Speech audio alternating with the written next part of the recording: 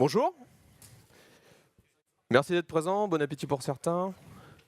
Je me présente, je m'appelle Bruce et je ne vais absolument pas vous parler de Google aujourd'hui. Non, à la place, je vais vous parler de mon secteur, l'industrie, et pourquoi on peut y voir un décalage, voire un retard qu'a le logiciel dans le secteur. Parce qu'aujourd'hui, clairement, on n'est pas au niveau de Devox. Et ce qui est même pire que ça, c'est que quand on veut faire évoluer les choses, on se rend compte qu'il y a une réelle aversion pour les nouvelles pratiques et pour les nouvelles technos. Alors soit parce qu'on pense que ça va être trop compliqué, que c'est pas pour nous, c'est réservé aux gens de la tech comme Google, soit parce que ça fait des dizaines d'années qu'on fait comme ça et qu'on va pas changer du jour au lendemain. Donc moi j'ai absolument rien contre Google, je pense qu'ils sont dans la bonne façon de faire, ils font des choses absolument géniales d'un point de vue logiciel, mais moi aujourd'hui, je suis ingénieur dans l'industrie. Donc ça c'est quelques-uns de nos bureaux, puis certains de nos produits, donc vous voyez on n'est pas comme Google, on ne vise pas 1 milliard d'utilisateurs, mais on essaye de faire ce qu'on peut avec nos petits moyens. Non, à travers ces images, vous comprenez bien que quand on se compare aux GAFA, on n'est pas si différent que ça en termes de ressources financières qu'en termes de taille d'entreprise.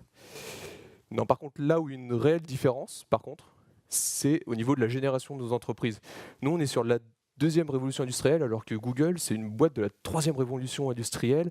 L'informatique, il faut voir qu'eux, ils font du logiciel parce que c'est leur business, ils font de l'argent avec et ça se passe bien. Nous, on fait du logiciel parce que on est plus ou moins obligé. Je veux dire, notre client nous l'a demandé ou quelqu'un s'est rendu compte que ça accélérait les process, alors on s'y est mis. Mais c'est clairement pas notre cœur de métier ici. À tel point que moi, je fais de la simulation et se sont mis à développer plein d'autres ingénieurs avec moi. On a des ingénieurs en physique et en mécanique des fluides qui contribuent comme moi au même code, quoi. Et je veux dire, faire du logiciel par obligation, ça implique qu'il y a vraiment peu d'investissement dans ce domaine-là chez nous. Les trucs un peu qu'on s'attendrait à voir un peu partout pour que vraiment les développements se passent bien, eh ben on les a pas chez nous.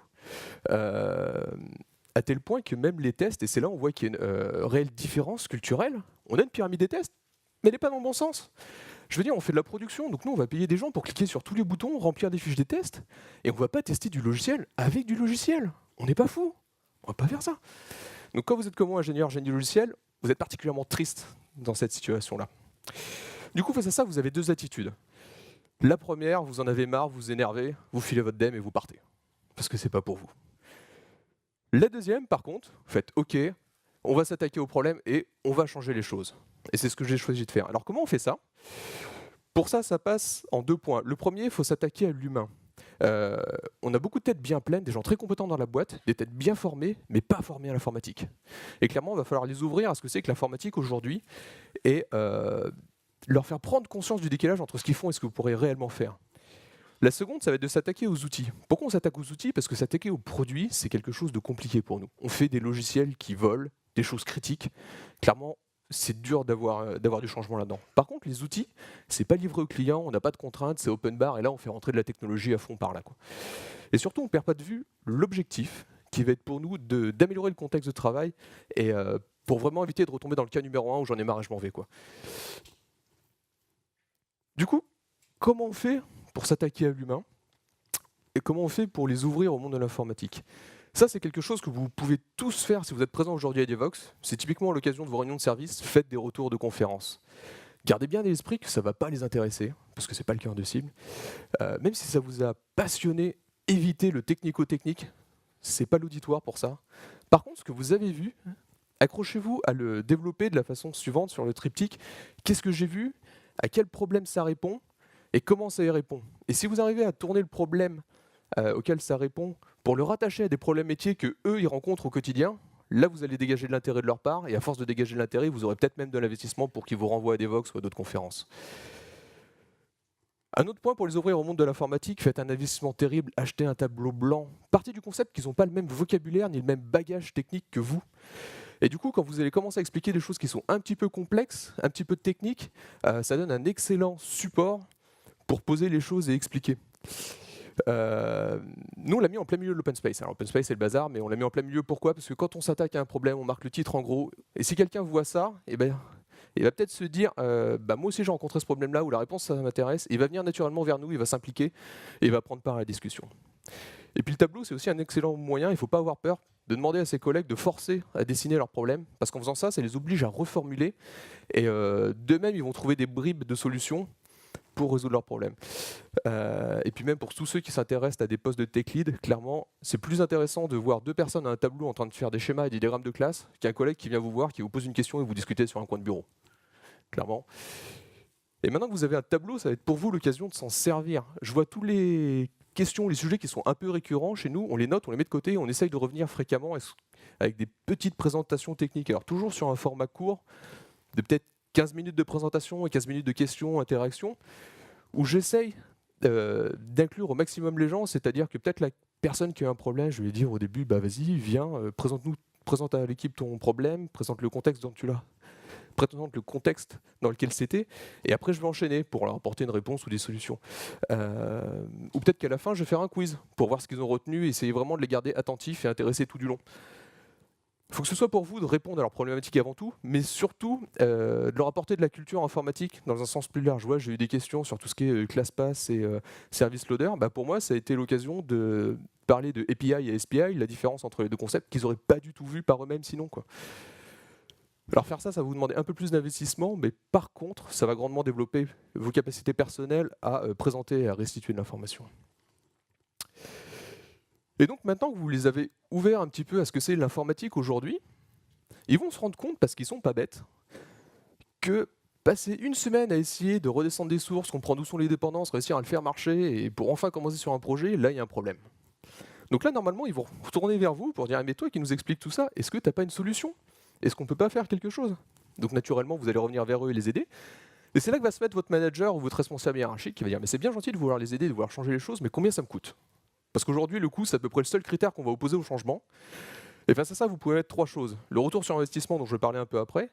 L'amélioration de la qualité logicielle, parce que comme chez nous, quand vous faites une release et que vous devez faire 3-4 patchs derrière pour qu'elle marche réellement, on se rend compte qu'il y a un réel problème de qualité logicielle. Et l'attractivité. Quand on essaye d'embaucher des autres ingénieurs logiciels et qu'on leur dit bah, chez nous ça sera Java 6 et puis la gestion de dépendance, bah, tu la feras à la main, naturellement ils ne viennent pas. Bizarre, mais c'est comme ça. Donc qu'est-ce qu'on a fait chez nous au niveau des outils? On n'a pas de gestion d'outils de build ni de gestion de dépendance, on a déployé Maven. Je ne sais pas ce que c'est, mais comment ça se vend d'un point de vue des hiérarchiques? Deux mots magiques, onboarding et reuse. Onboarding pourquoi? Parce qu'un développeur qui est sur un projet et qui va passer sur un autre, c'est fini de perdre 2 à 3 jours à comprendre comment ça marche, où sont les sources, quelle est la structure du projet, où sont les dépendances. Et le reuse, pourquoi? Parce que c'est un gestionnaire de dépendance avec les artefacts et tout. Donc ça favorise la réutilisation. Reuse, ils comprennent, c'est cost saving pour eux. Ok, banco, on peut y aller. Bon, par contre, chez nous, quelques chiffres, on se rend compte que déployer Maven, ça coûte cher.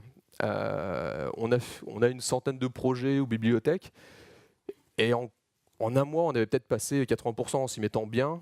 Et d'ici à ce qu'on récupère les 10 derniers pourcents qui étaient cachés sous le tapis, il nous a fallu 6 mois, quoi. Bon, pas à temps plein, mais ça te donne un chiffre. Et un chiffre intéressant aussi, c'est qu'en gros, il a fallu une année entre le moment où on a commencé et le moment où les gens dans notre équipe se sont dit « Mais en fait, Maven, c'est vraiment bien, parce que ce qu'on faisait avant, c'était vraiment pénible, quoi. Et aujourd'hui, je ne veux pas revenir en arrière. » Le changement de mentalité, c'est à peu près sur un an, quoi.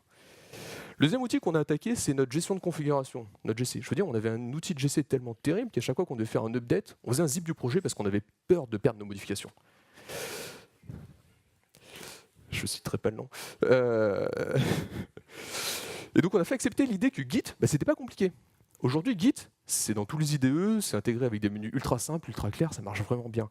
Et pour nous, l'outil qui a été un facteur décisif dans l'adoption, ça s'appelle Gogs. En gros, c'est un petit binaire de 15 mégas, et en 3 clics, vous avez la même expérience utilisateur que GitHub et GitLab. Donc quand ils ont vu qu'ultra simplement, en quelques minutes, ils pouvaient créer un projet, contribuer, faire des pull requests, on se fait banco. Par rapport à ce qu'on a aujourd'hui, on lâche ce qu'on a, on passe sur Git. Alors attention aux outils quand vous démarrez sur Git. On avait commencé avec Gerrit, qui est un outil de code review, particulièrement austère dans l'interface. C'était clairement pas l'emballement général. Par contre, on se rend compte que les jeunes, quand ils arrivent ici, bah Git, ils connaissent tout de suite, donc c'est fini les 2-3 jours de formation aux outils IBM.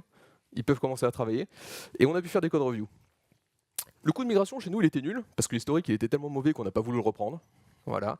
Et grâce à Maven, du coup, on a pu avoir les deux gestions de conf en parallèle, et on se branchait directement sur les binaires, et voilà. Pour nous, le coût, le changement était nul, quoi. On a migré les projets au fil de l'eau. Et maintenant qu'on a eu ces... Ah ouais, donc pour ceux qui veulent voir à quoi ça ressemble, un binaire, pas de droit d'install, vous pouvez commencer sans base de données, ça vous donne ça. Pour convaincre, c'est top. Ça parle tout de suite. Et maintenant qu'on a eu Maven et Git, qui sont nos deux briques, bon, on a payé un peu pour les mettre en place, mais qui nous donnent un socle technique, on a pu construire la stack qui nous apportait de la valeur ajoutée. On avait des problèmes avec les tests, et bien du coup, quelques lignes de configuration dans le POM par an, Et on a débloqué les tests unitaires avec la génération de rapports qui faisait plaisir à nos équipes qualité. SonarLint, un outil vraiment intéressant aussi, ça vous met un placard grand comme ça, pour ceux qui sont moyennement à l'aise avec le logiciel, qui vous explique pourquoi vous avez fait les choses mal et comment le corriger. Donc ça, les gens ils sont vraiment contents d'apprendre par eux-mêmes là-dessus. Et puis ça vous fait une transformation vers SonarQube qui est vraiment facile derrière. Les code reviews aussi, c'est un excellent outil pour les jeunes embauchés, parce que alors d'un, on améliore la qualité de notre code, et de deux, on peut les former d'autant plus rapidement à ce qu'on attend de leur part. Et une fois qu'on a eu Maven et Git, Jenkins, ça coule tout seul. Et là, des chiffres qui sont intéressants pour justifier aujourd'hui les changements des outils et leur amélioration de notre contexte de travail, c'est avant, pour faire un build, il nous fallait 4 jours à la main. C'est-à-dire qu'entre le moment où on disait, voilà, on va prendre telle et telle source, on va les compiler, l'assembler, etc., et on a l'ISO final, 4 jours. Aujourd'hui, c'est un clic dans 3 heures sous Jenkins. Et sachant qu'en plus, on a gagné les tests auto quotidiennement la nuit, quoi. Et encore, quand je dis 4 jours, je suis sympa, parce que généralement, au bout de 2-3 jours, il y a un développeur qui passe, qui vous tapote sur l'épaule, qui vous dit, bon, tu vas rien, mais dans tel module, j'ai trouvé un bug, il faudra recommencer. Donc on est plus ou moins à une semaine et demie pour faire un build, alors que là, on est arrivé à 2 builds par jour. Et encore, pendant cette journée, moi, je fais rien. J'attends juste que ça se finisse sous Jenkins, quoi. En résumé, si vous voulez changer les choses chez vous, ça passe avant tout par votre équipe. Il va falloir les ouvrir à ce que c'est que l'informatique aujourd'hui, s'intéresser à leurs problèmes et leur expliquer quelles sont les nouvelles méthodes et pratiques aujourd'hui. Et faire ça de façon perpétuelle. Le deuxième point, c'est quand vous voyez un outil qui vous intéresse, qui a du potentiel, et vous allez en voir à Devoxx, posez-vous avant la question, est-ce qu'il est utile? Est-ce que j'en ai réellement le besoin chez moi, sur mes projets? À ce moment-là, vous en faites un proto, vous commencez à le tester, et vous cherchez les limitations. De là, vous essayez d'en faire la configuration et l'usage le plus poli, le plus propre possible, pour qu'au moment où vous allez le présenter à votre hiérarchique pour essayer de le convaincre et d'entraîner le changement au sein de votre équipe, si vous avez bien fait ce travail d'échanger et de communiquer avec eux, normalement, leur première réaction sera plus « Non, mais c'est trop compliqué, on n'a pas besoin de ça, on n'est pas chez Google ici », mais ils vont enfin accepter le changement et vous pourrez améliorer vos conditions de travail pour enfin profiter d'un contexte qui vous plaît. Merci à vous, si vous avez des questions. J'étais un peu vite, mais merci.